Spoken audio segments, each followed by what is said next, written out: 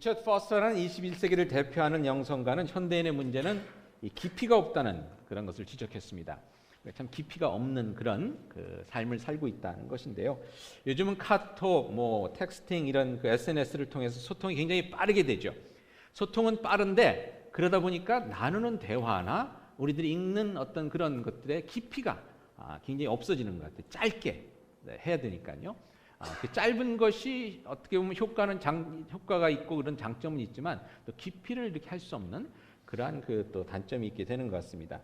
최근에 트럼프 차기 대통령이 자기가 대통령이 되면 기자회견을 줄이고 대신 트위터로 소통하겠다 이런 얘기를 했는데요. 그래서 좀 문제가 됐는데 그 이유가 왜 문제가 되냐면 트위터는 여러분들 140자 이내로 해야 됩니다. 제가 지금까지 여러분들에게 말씀드린 게 설교 시작해서 지금까지 한 250자가 됐는데 이제 시작도 못했거든요. 250자를 써도. 그러니까 그 짧은 거에 어떤 깊이 있는 그 국정에 관한 그런 것들을 얘기하기가 참 쉽지가 않죠. 그래서 결국은 그게 좀 힘들지 않을까 이제 그런 우려를 얘기하게 되는데 그것이 저희들이 가지고 있는 문제점입니다. 너무 깊이가 없이 그냥 짧고 간단한 것들에 너무 익숙해지다 보니까 저희들의 존재 자체가 삶 자체가 또 그렇게 되는 것은 아닌가라는 그런 생각을 해봅니다. 성기론 목사님이라고 가정사역하는 분이 쓴 책이 여러 책인데 그중에 책 제목 하나가 아들아 1m만 더 파보렴이라는 책이 있습니다. 좀 더 노력해보라는 것인데 땅 파본 분들은 아시겠지만 여러분 땅 1m 파는 것이 한 이 정도 되겠죠? 1m가? 쉬울까요? 안 쉬울까요? 지난 여름에 단기 선교 가서 사과나무 심으려고 땅을 파본들의 경험에 의하면 엄청 힘듭니다. 아마 저희들은 그거 파고 나면 다 디스크 걸릴 거예요. 근데 그렇게 힘든 일이지만 그게 깊이 있게 우리들의 삶에 깊이를 더하는 그러한 노력이 저희들에게 참 필요할 것 같습니다. 오늘 본문에 보면 사마리아 여인과 예수님이 대화하는 내용이 나오는데요. 이 대화 속에서도 참 예수님은 자꾸만 깊은 곳으로 나아가려고 하는데 이 사마리아 여인은 얕은 곳에 머무려고 하기는 그런 모습을 보면서 또 저희들의 모습을 보게 되는 것 같습니다. 그런 사마리아 여인과 예수님의 대화를 통해서 조금 더 깊은 은혜의 자리로 나아갈 수 있는 저희들이 되기를 한번 바라는 마음에 오늘 이 말씀 함께 나눠보도록 하겠습니다. 먼저 사마리아 여인과 예수님이 대화를 나누는데 그 주제가 뭐였습니까? 물이었습니다. 사마리아 여인이 한 6시쯤이라고 그러니까 요즘 저희들 시계로 얘기하면 한 12시쯤 정오 더울 때입니다. 이때 물을 기르러 나왔습니다. 우물가에 나왔는데 물을 기르러 나왔습니다. 여러분 물이 중요하죠. 물이 중요합니다. 그래서 물을 기르러 와야 됩니다. 근데 문제는 뭐냐면 저희들도 사실 어떻게 보니까 저희들도 이런 우물을 많이 찾아가는 것 같아요. 물론 여러 가지로 다르게 표현할 수 있겠지만 어떻게 보면 우리들이 미국에 왔다는 것도 큰 우물을 찾아서 온 것이 아니겠습니까? 미국이라는 곳은 참 기회도 있고 물질도 풍부하고 행복이라는 그런 물을 찾을 수 있는 곳이기 때문에 그곳에 가야 되겠다. 그래서 저희들이 여기로 오게 된 것 아닌가 하는 그런 생각을 해봅니다. 인생을 살면서 저희들이 많은 우물을 찾아갑니다. 어떻게 보면 교회에 나온 것도 하나님의 은혜 가운데 저희의 삶이 평안해지고 또 평안을 얻고 행복이라는 것을 맛보기 위해서 이 살렘교회라는 우물을 찾아온 것이 아닙니까? 직장을 찾아가는 것도 마찬가지입니다. 또 여러 가지 저희들이 참 많은 곳을 찾아갑니다. 어떤 사람은 술집 같은 데 가서 또 기쁨을 찾아볼까 하고요. 많은 우물들을 이렇게 찾아가는데 문제는 뭐냐면 저희 이렇게 물 없이는 살 수 없기 때문에 우물을 찾아가야 되지만 근데 문제는 뭐냐면 이 육신을 위한 이런 우물가에 우리들의 삶이 그냥 머물러 있고 거기에 국한되는 그런 삶을 살게 될 때에 우리는 문제가 된다는 것입니다. 오늘 대화 속에서 보면 이 여인의 관심은 우물물입니다. 우물입니다. 예수님께서 네가 다시는 이 뱃속에서 생수의 강이 흘러나올 거라 그러니까 예수님 그 물을 내게 주십시오 하면서도 그가 가졌던 관심은 다시 물을 기르러 오기가 힘드니까 그걸 좀 안 했으면 하는 생각에서 굉장히 육체적인 그런 생각이죠. 그런 생각 속 육적인 생각이죠. 그런 생각에서 물을 제가 받았으면 좋겠습니다라고 이렇게 얘기를 하는데, 그러니까 계속해서 육에 속한 이 땅에 있는 이 물에 대한 관심으로 계속 이 사마리아인은 얘기를 하는데 예수님의 관심은 조금 다른 곳에 있음을 보게 됩니다. 예수님의 관심은 한번 우리들 목마름을 만족하게 하는 그런 이 땅의 물이 아니라 영원히 우리들 영혼의 갈급함을 만족하게 할 수 있는 그런 하나님의 은혜를 이야기하고 계신 것이죠. 때론 여러분 저희들이 삶을 살면서 이렇게 육신의 안락에 집착하게 됩니다. 여러분 사실 여러분 그 아틀란타에 혹시 코카콜라 뮤지엄에 가보신 분 계신지 모르겠는데 코카콜라 회사가 뮤지엄을 차려놨습니다. 그래서 코카콜라가 어떻게 발전해왔고 지금 뭐 있는 것들이 어떤 것이 그렇게 하는데 혹시 아틀란타에 가게 되시면 거기는 안 가셔도 됩니다. 돈 내고 갈 만한 곳은 아닌 것 같아요. 코카콜라 자기들 자랑만 하는 곳인데 근데 마지막에 가면 뭐가 있냐면 코카콜라에서 나오는 모든 상품을 딱 이렇게 진열해놓고 마음껏 마시게 합니다. 얼마나 사람들이 거기서 그걸 많이 마셨냐면 바닥이 끈적끈적해요. 흘린 것들이 하도 많아서. 근데 거기를 가면 야 이렇게 마실 게 많구나라는 것을 이제 한번 깨닫게 되는데 근데 그거는 코카콜라 뮤지엄에 가지 않더라도 여러분 이 옆에 있는 주얼 그로서리에 가도 충분히 알 수 있죠. 가보면 그냥 마실 것들이 얼마나 많이 있습니까? 그때 어떻게 보면 어떤 갈증, 우리들이 가지고 있는 갈증을 이렇게 대변하는 그런 것이라고도 볼 수 있는데요. 근데 그렇게 마실 것이 많아도 말입니다. 여러분 그렇게 마실 것이 많아도 저희들의 영혼은 만족함을 얻지 못한다는 것이에요. 여러분 성경의 이야기입니다. 저는 당이 있기 때문에 뭐 이런 음료수를 많이 마시지 못하고 그래서 이제 다이어트를 이렇게 그 음료수를 마시게 됩니다. 근데 어떤 그 조사에 보면 다이어트 음료수를 마시면 마실수록 더 갈증이 난다고 그러더라고요. 그래서 그게 도움이 안 된다고 그럽니다. 근데 저희 이 땅에서 삶이 그런 것 같아요. 그런 것들을 우리들의 참 행복을 위한 우물들을 찾아서 마시면 마실수록 더 갈증이 나는 것입니다. 저번에도 그런 말씀을 드렸지만 제가 선교지에 갈 때마다 꼭 나누는 예화가 있습니다. 뭐냐면 여러분 좋은 차가 있다고 이렇게 생각을 해봅시다. 미국에 왔을 때 아메리칸 드림 하면 그 중에 하나가 뭡니까? 좋은 차를 갖는 거 아니겠습니까? 제가 아이들이 어렸을 때 제 드림카가 제구아라 그랬더니 요즘 아이들이 자기네들끼리 얘기를 하더라고요. 아버지가 60세 되면 은퇴하면 제구아를 사드리자 뭐 이런 얘기를 하는 것 같은데 아무튼 우리도 그런 좋은 차가 여러분 받았다고 생각을 해봅시다. 근데 그 차에다가 말입니다. 여러분이 내가 진짜 사랑하고 좋아하는 차기 때문에 이 차에 내가 진짜 제일 좋아하고 사랑하는 뭐 1850년대상 포도주를 갖다 이게 집어넣자. 차를 사랑하기 때문에 다른 거는 이 냄새나는 개소리는 줄 수가 없고 이 진짜 비싼 포도주를 내 차에 먹여야지. 그리고 포도주를 거기다 넣는다고 합시다. 그럼 그 차가 제대로 가겠습니까? 안 가겠습니까? 안 가죠. 왜냐하면 차는 무엇으로 달리게 되어 있습니까? 휘발유로 달리게 만들어져 있는 것이죠. 마찬가지로 우리들의 삶도 하나님의 은혜와 하나님의 영으로 사라져 가게 돼 있는데 거기다가 자꾸만 세상적인 것을 아무리 집어넣는다고 하더라도 집어넣을수록 어떻게 됩니까? 우리들의 삶은 망가지게 되는 것입니다. 땅에 있는 우물을 아무리 마셔도 만족할 수 없는 것이 바로 그 이유입니다. C.S. 루이스라는 사람은 그렇게 얘기했죠. 하나님께서 우리를 만드실 때 우리의 마음 가운데 영혼 가운데 구멍을 하나 만들어 놓으셨는데 이 구멍은 오직 하나님으로만 채워질 수 있다는 것입니다. 그러니까 세상 것으로 아무리 채워넣으려 해도 우리들의 이 빈 마음, 허무한 마음은 이게 채워지지 않을 수밖에 없습니다. 그렇게 만들어졌기 때문에 아무리 여기다가 비싼 술을 부어 넣어도 아무리 비싼 음식을 넣어도 아무리 세상에 좋고 비싼 것들을 우리 내 삶 속에 채워 넣는다 하여도 우리는 오히려 그럴수록 더 망가질 수밖에 없는 것이 우리들의 삶입니다. 예수님께서 오늘 하신 말씀이 그겁니다. 이 물을 아무리 깊게 파고 아무리 이용해서 물을 마셔도 목마를 수밖에 없는데 내가 주는 생명수 그것이 무엇입니까? 하나님께 주시는 은혜, 하나님께 주시는 생명 그걸 믿음으로 받아들일 때에 그 삶에 만족함을 얻게 된다는 것입니다. 평안을 누리게 된다는 것입니다. 여러분 그렇기 때문에 저희들이 그 삶을 살면서 진짜 그 영혼의 깊이 내 영혼에 깊이 있는 이 하나님께서 주신 이 갈급함을 어떻게 채울 것인가 하나님의 은혜를 간절히 바랄 수 있는 그런 여러분이 되실 수 있기를 바랍니다.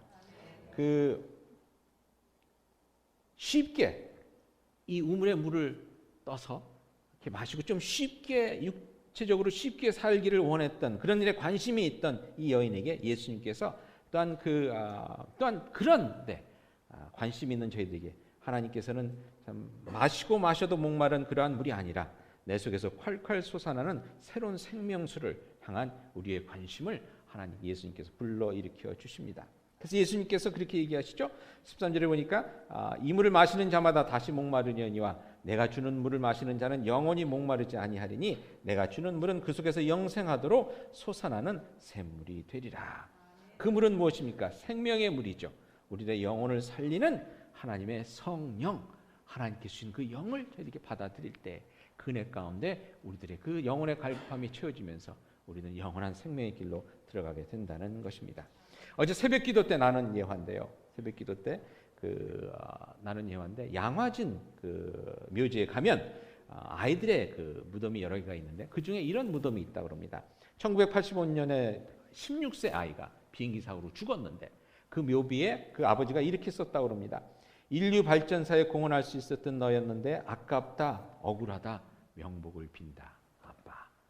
16살의 아이가 죽었으니까 얼마나 그 마음이 참 아프겠습니까? 이 아이가 참 자라서 큰 일을 할 수 있었는데 그런 속상함을 담아서 묘비를 썼습니다. 근데 그 옆에 1983년에 12살의 또 아이가 또 죽었는데 그 아이 소년의 무덤에는 이렇게 써 있답니다. 내 아들의 기쁨의 삶은 주님과 더불어 계속되고 있습니다.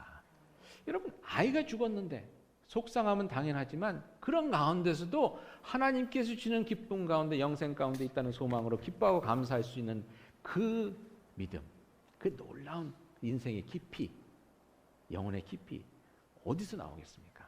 하나님을 믿는 믿음 가운데 그 영혼이 채워지니 죽음의 두려움도 죽음의 불확실함도 죽음의 위협도 그 모든 것들 다 이겨낼 수 있는 것입니다. 얼마 전에 중앙일보에 참 귀한 기사가 났습니다. 여러분이 잘 아시는 이지선 양 자매 여러분 아시죠? 오래됐죠. 벌써 한 오래 굉장히 10년, 20년 된 것 같은데 학교를 갔다 오다가 뒤에서 술 찬 사람이 차를 박는 바람에 차가 불이 붙어서 온몸에 70% 이상의 3도 화상을 입고 거의 죽다가 살아난 그 자매. 근데 그가 하나님을 믿는 믿음 가운데서 지선아 사랑해라는 책을 썼지 않습니까? 얼굴이 막 괴물처럼 됐는데 그 괴물 같은 얼굴을 바라보면서 그래도 너는 하나님께서 사랑하는 자다 라는 그 믿음 가운데 거울을 보면서 지선아 사랑해, 지선아 사랑해 하나님의 사랑을 자기 마음 가운데 되새기면서 어렵고 힘든 일을 이겨나간, 그래서 그 사람 때문에, 그 자매 때문에 자살하려다가 마음을 고쳐먹은 사람들이 수도 없는 거예요. 저런 사람도 사는데. 그러면서 그런 예화가 있습니다. 미국에 가서 맥도날드에 갔더니 어떤 아줌마가 이렇게 한국 아줌마가 달려오더니 눈물을 흘리면서 이지선 씨 아니세요? 그러더라고요. 그 얼굴이야 뭐 누가 미스하기가 힘들겠죠. 그렇다고 그러니까 내가 아이 낳고 힘들고 어려워서 참 죽고 싶었을 때 지선 자매 책을 읽고 내가 다시 살아나는 힘을 냈습니다. 너무나 감사합니다. 그런데 이런 데서 만나니까 너무나 반갑네요. 그런 일이 굉장히 많았다는 거죠. 그 지선 자매가 박사학위를 땄습니다. UCLA에서 사회복지학 박사학위를 따서 이제 한국에 들어가서 자기처럼 힘들고 어려운 사람들을 어떻게 도울까를 고민하는데, 여러분 어떻게 보면 그러한 괴물처럼 생긴 그렇게 삶이 변화된 속에서 죽어버릴 수가 쉽죠. 모든 것을 포기하고 인생이 진짜 망가질 수 있지만 참으로 어떻게 소망 하나 안 보이는 것 같은 죽음 같은 환경 속에서 하나님의 은혜가 들어가니 그것이 놀라운, 누구도 흉내낼 수 없는 많은 사람의 생명을 살리는 생명의 역사로 바뀌어진 거 아니겠습니까?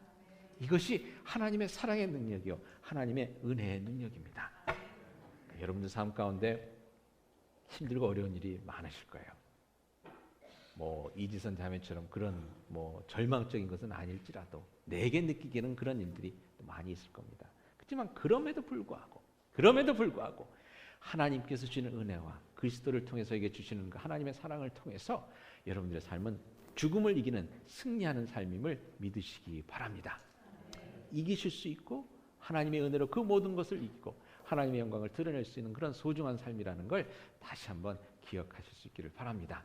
옆에 있는 분들에게 한번 이렇게 서로 격려할까요? 우리 힘냅시다 라고 한번 격려해 주세요. 자, 그러면 그러한 영생수를 우리가 어떻게 받을 수가 있겠습니까?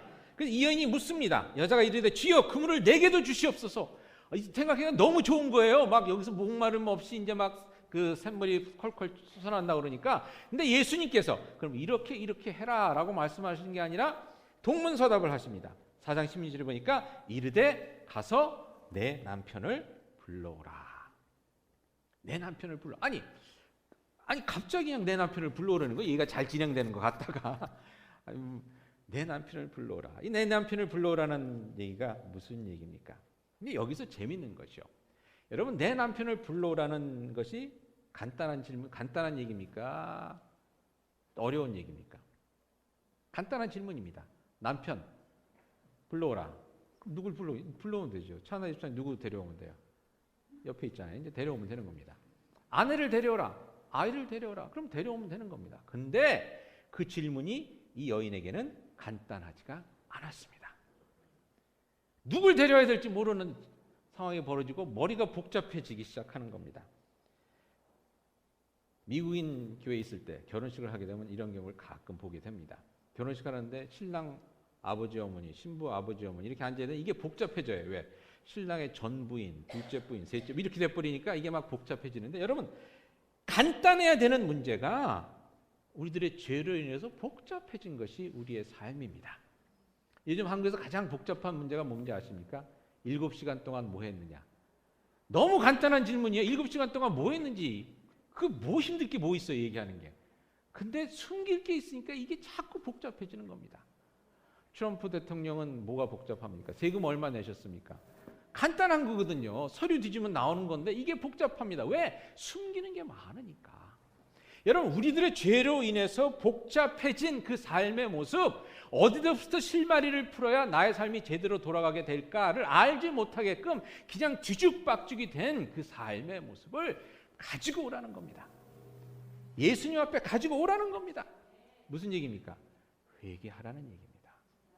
나의 죄를 예수님 앞에 온전히 회개하라는 것입니다. 여러분 저희들이 인생을 편안하게 살아보고자 행복하게 살아보고자 이 우물에도 가보고 저 우물에도 가보고 여기도 가보고 이 남편도 찾아보고 저 여자도 찾아보고 이러다 보니까 삶이 얼마나 복잡해져 있습니까? 얼마나 삶이 복잡해져 있습니까? 어디 갔는지도 기억이 안 나고 그러는 가운데서 예수님께서 그 복잡함을 이제는 그렇게 복잡하게 살지 말고 그 모든 문제를 가지고 내 앞에 나오라는 것입니다. 여러분, 여러분들이 하나님 앞에 가지고 와야 할 남편들은 누구며 여러분들이 지금까지 의지했던 세상의 아내들, 우상들은 무엇입니까? 그것을 가지고 예수님 앞에 나올 수 있는 여러분이 되실 수 있기를 바랍니다.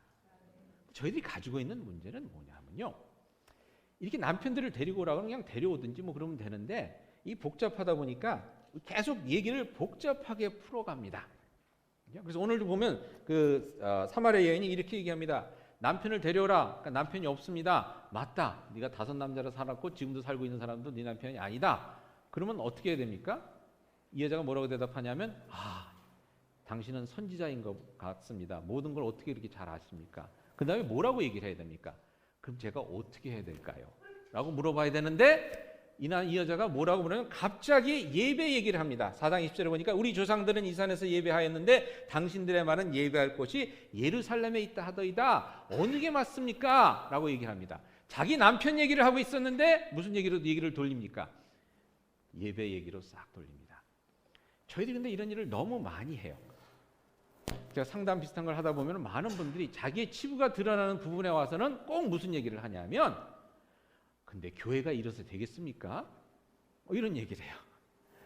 자기 치부가 드러나서 그 얘기를 좀 해야 되는데 무슨 얘기를 하면 박근혜 대통령 이래서 우리나라가 되겠습니까? 갑자기 정치 얘기하고 교회 얘기하고 딴 얘기를 합니다. 그래서는 문제가 해결이 되지 않습니다. 예배를 어디서 드려야 되겠습니까? 라는 그 질문에 예수님께서 단도직입적으로 대답을 하시는데 뭐라고 대답을 합니까? 여기서 드리는 것도 필요 없고 저기서 드리는 것도 필요 없고 이 산도 아니요 저 산도 아니요 뭐라고 그러십니까? 오직 신령과 진정으로 예배를 드려야 되느니라. 여러분 신령과 진정으로 예배 드린다는 것은 무엇을 의미합니까? 이게 참 중요합니다. 영으로 드린다는 거거든요. 우리의 영혼을 가지고 예배를 드려야 된다는 건데 영으로 예배를 드린다는 것은 무엇을 의미합니까? 영혼이 뭡니까? 우리들 존재의 가장 중요한 부분입니다. 그렇죠? 육신이 있고 그다음에 저희들 마음이 있고 그다음에 영혼이 있는데 그 영혼 부분, 그러니까 우리의 가장 깊숙한 그 부분까지 다 예수님 하나님 앞에 나올 때 가지고 나와야 된다는 얘기입니다. 그 무슨 얘기입니까? 우리의 모든 자신을 다 가지고 나와야 된다는 겁니다. 하나님 앞에 나올 때 그래야 문제가 해결된다는 거예요. 저희들 하나님 앞에 나올 때 어떻게 합니까? 저희들 좋은 모습만 가지고 나오죠. 좋은 모습만. 그 나쁜 모습은 부끄러우니까 이렇게 뒤에 숨겨놓고 옵니다. 그러다 보면 문제가 해결이 안 됩니다. 영과 진리 또 뭐라고 됐습니까? 진정으로. 진정은 진리입니다. 진리, 사실대로 있는 그대로 솔직하게 하나님 앞에 나와야 된다는 것입니다. 예배를 드릴 때 저희들이 그렇게 나와야 된다는 거예요. 저희들의 모든 것, 우리 삶의 모든 것, 우리 존재의 모든 것, 그것을 숨기지 말고 하나님 앞에 그대로 다 가지고 나와야, 뒤에 꼼쳐놓지 말고 다 가지고 나와야 된다는 것입니다. 집에 만불 있으면 만불 다 갖고 나와야 되는 거고요. 1불짜리로 다 갖고 나와야 된다는 겁니다. 그런 마음으로 하나님 앞에 나와야 이게 제대로 예배가 된다는 거거든요. 무슨 얘기입니까? 그렇게 하나님 앞에 제대로 나와야, 남편이 5이면 5사람 이름을 다 갖고 나와야 하나님의 은혜가 임하는 그러한 역사가, 구원의 역사가 저희들 가운데 있게 되면서 저희들 삶에 허무함으로 지치고 허망함으로 지쳐있던 우리들 그 마음에 하나님의 생명수로 새롭게 채워지게 된다는 것입니다. 여러분, 저희들이 얼마나, 아이들도 그런데요. 아이들을 보면서 야, 우리들이 참 이렇게 머리 굴리는구나, 그런 것들을 많이 보게 돼요. 우리 아이들에게 제가 사탕을 이제 주잖아요. 사탕을 주는 이유는 부모님께 이해를 구합니다. 저는 사탕을 주는 이유는 아이들 건강을 해치고 뭐 이렇게 하기 위해서가 아니라, 아이들의 마음을 잡으면 부모들의 마음을 잡을 수 있다는 그런 생각도 아니고, 오히려 그냥 저는 담임 목사실에 우리 교회는 담임 목사실에 어린 아이들이 마음껏 드나들 수 있는 교회가 됐으면 좋겠다. 그래서 이제 사탕을 하나씩 주거든요. 근데 꼭 법칙이 하나 있습니다. 뭐냐면 하루에 하나씩만 먹게 돼 있고, 또 자기 것만 가지고 갈 수 있습니다. 애들 중에 어떤 애는 오빠 줄게요 그리고 갖고 가면서 2개 자기가 먹는 애들 혹시 있을까 봐. 그리고 꼭 밥을 먹고 와야 됩니다. 밥을 먹고 와야. 그래서 주일날도 점심 먹고 와야 된다. 그러니까 어떤 한 애가 조그만 애죠. 아침에 오더니 목사님 사탕 주세요. 그래서 나 아직 밥을 먹었잖아요. 그랬더니 아침 먹었어요. 그러니까 아침 먹고 왔으니까 사탕 달라고 그러는데, 이게 우리 생각을 많이 하게 되죠. 우리들이 하나님 앞에 설 때 생각을 많이 합니다. 이런 모습은 또 이렇게 설명하고, 이런 모습은 또 저렇게 설명하고, 그러는 가운데서 5 남편을 가지고 사는 그 모습을 어떻게든지 정당화해 보려고 하는 그런 노력이 참 많이 있습니다. 근데 그것이 깨어지는 순간, 내가 그렇구나, 내가 5 남편을 데리고 사는 사람이구나 라는 것을 깨닫는 그 순간이 하나님의 은혜가 임하는 순간이라는 것입니다. 어떤 목사님의 간증을 읽었습니다. 뭐라고 되냐, 이분이 사업을 하시는 분이었는데 좀 늦게 신앙을 하셨는데 사업을 하셨는데 잘 됐습니다. 그러니까 굉장히 열심히 일하면서 또 그러다 보니까 또 뭐 아무튼 세상적인 것을 즐기게 됐습니다. 그래서 퇴근 시간이 새벽 2시, 술 마시고 노름하고 뭐 이러다 보면 새벽 2시가 되는데, 새벽 2시에 와서 꼭 어떻게 문을 열었냐면 열쇠가 있음에도 불구하고 열쇠로 문을 열지 않고 꼭 벨을 눌렀답니다. 왜? 내가 이 집의 가정이고 열심히 일하느라고 힘들게 일해서 새벽 2시에 왔기 때문에 저녁을 차려 먹어야 된다는 얘기예요. 초인종을 눌러서 자고 있는 와이프를 깨워서 저녁상을 차리게 하고 저녁 먹고 그리고 이렇게 자는 그런 생활이 연속됐었는데, 하루는 초인종을 누르려다 보니까 갑자기 그날은 왠지 그냥 문을 따고 들어가고 싶더래요. 그래서 열쇠를 가지고 문을 열고 들어가 보니까 다 조용하죠. 방에 들어가 보니까 자기 와이프가 이렇게 침대에 엎드려서 자고 있는, 자기를 기다리다가 잠이 든 겁니다. 그 밑에 보니까 무슨 노트북이 있더래요. 그래서 뭘 보다 이렇게 잤나? 그래서 그 노트북을 꺼내 보니까 일기장이었습니다. 일기를 쓰다가 잠이 든 겁니다. 일기장에 눈물자국 이렇게 있는데 뭐라고 썼냐면, 나는 오늘도 그곳에 갔다. 가서 어떻게 죽을까 생각을 해봤다. 약을 먹고 죽을까? 어디 떨어져서 죽을까? 사고를 쳐서 죽을까? 남편이 나를 이렇게 힘들게 하는데 그 남편을 하나님께서 사랑하라고 주신 그 남편, 너무나 힘들고 어려워서 죽고만 싶다. 그런데도 하나님께서 내게 주신 남편이니 다시 사랑해야지 라는 마음을 먹고 다시 돌아왔다. 그런 내용의 일기가 써져 있는 거예요. 그것을 보는 순간 자기는 아내를 사랑했으니까 결혼했겠죠. 사랑해서 잘해준다고 생각을 했는데, 자기 보니까 자기가 사랑하는 사람이 그렇게 죽고 싶도록 만드는 사람이 바로 누구였습니까? 자기였다는 걸 깨달은 거예요. 내가 이런 놈이었구나. 내 사랑하는 아내가 죽고 싶도록 삶을 힘들고 어렵게 하는 사람이 바로 나였구나. 여러분, 그렇지 않겠습니까? 매일같이 술 마시고 매일같이 도박하고 새벽 2시에 와서 저녁상 차려달라고 그러는데 그걸 어떻게 사랑이라고 할 수 있겠어요? 그런 모습으로 살아가면서도 우리가 모른다는 겁니다. 충분히 정당화할 수가 있는 것이 우리입니다. 근데 그것을 깨닫게 되는 순간, 내가 마음 아프게 했던 사람의 그 마음, 그 눈물을 볼 수 있는 순간, 나의 삶의 비참한 모습, 참 그 못난 모습, 그것을 보게 되는 그 순간, 내가 데리고 있던 남편 5을 솔직하게 하나님 앞에 데리고 올 수 있는 그 순간, 그때 우리의 삶 속에서는 하나님의 놀라운 은혜의 샘물이 터져 나오기 시작한다는 것입니다. 가만히 보니까요, 하나님께서 우리에게 그 은혜의 샘물을 주셨는데 우리가 그 뚜껑을 꽉꽉 틀어막고 있습니다. 우리들의 거짓된 모습으로, 죄악된 모습으로, 우리들의 거짓말로. 여러분, 제가 상담을 하면서 제일 안타까운 때가 어느 때냐면요, 울어야 될 분이 울지 못하는 때. 참 삶에 힘들고 어려워서 그냥 이 슬픔이 팍 터져 나와야, 그 터져 나와서 꽁꽁 눌러놨던 그 눈물이 비어진 그곳에 하나님의 은혜가 채워져야 되는데, 나는 내가 어떻게 이걸 가지고 울 수가 있습니까? 나는 그래도 내 체면에 어떻게 내가 이걸 가지고 울 수가 있습니까? 라고 그냥 꼭꼭 쟁겨놓고 뚜껑을 꽉 닫아놓은 그분들, 그걸 볼 때 너무나 안타까워요. 여러분, 우리의 삶 가운데 우리들의 죄악된 잘못된 모습으로 인해서 얼마나 힘들고 어려운 일들이 많이 있습니까? 아내를 힘들게 하고, 남편을 힘들게 할 뿐만 아니라 자식들을 힘들게 하고, 주변을 힘들게 하고, 부모를 힘들게 했던 일들, 무엇보다도 하나님의 마음을 아프게 했던 그 일들을 우리는 깨닫지 못하고 인정하지 않고 그냥 그대로 살아갈 때가 너무나 많이 있습니다.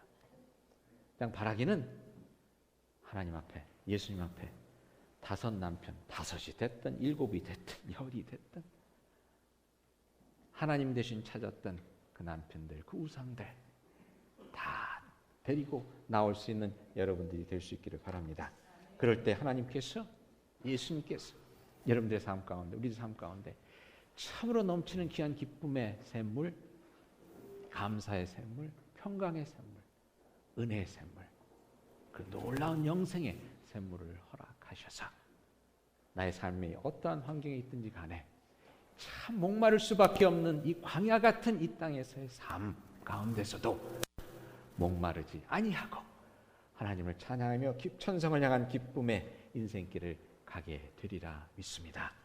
그러한 놀라운 구원의 역사가 여러분들의 삶에 있기를, 예수님이 오시기를 기다리는 이 대강절 안에 그 예수님을 만나서 그러한 기쁨과 감사함을 누리는 영원한 생명수를 간직하고 사는 여러분들이 되실 수 있기를 그리스도의 이름으로 축원드립니다. 같이 기도하시겠습니다.